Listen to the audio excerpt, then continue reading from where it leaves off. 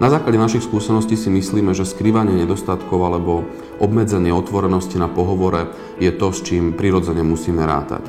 Takže s tým rátame a na druhej strane ten počet tých diagnostických metód a dĺžka sedení s tými kandidátmi a otázky, ktoré sa častokrát opakujú, len sú položené inak, dávajú veľmi malú šancu tomu kandidátovi, aby úspešne zakryl veci, ktoré zakrývať chce.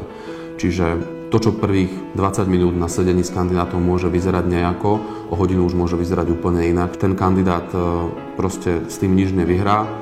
Otvorene však treba povedať, že každého kandidáta upozorníme alebo navedieme hneď v úvode toho stretnutia, aby bol k nám maximálne otvorený, pretože to, čo sa snaží zakryť, buď už na tom pohovore vyjde na povrch, alebo sa k tomu dostaneme pri získavaní referencií od jeho nadriadených, podriadených priateľov, zákazníkov a všetko to môže byť proste 5, 6, 7 rokov dozadu. Čiže to, čo sa snaží skryť, aj tak raz na povrch vyjde. To, na čo sa sústredíme v tých prvých častiach toho výberu, je určite prostredie, z ktorého ten kandidát pochádza.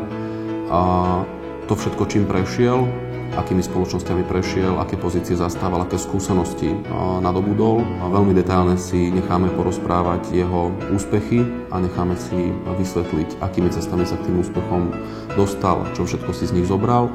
Takisto sa veľmi otvorene bavíme o jeho prípadných neúspechoch, ktoré môžu byť pre veľa ľudí poučné.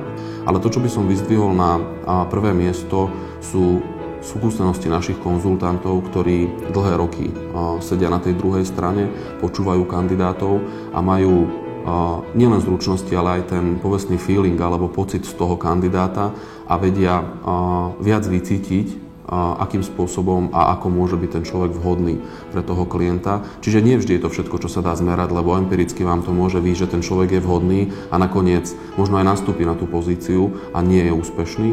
A potom sa všetci pýtajú, že prečo to tak je. Čiže veľakrát je to aj o tom pocite.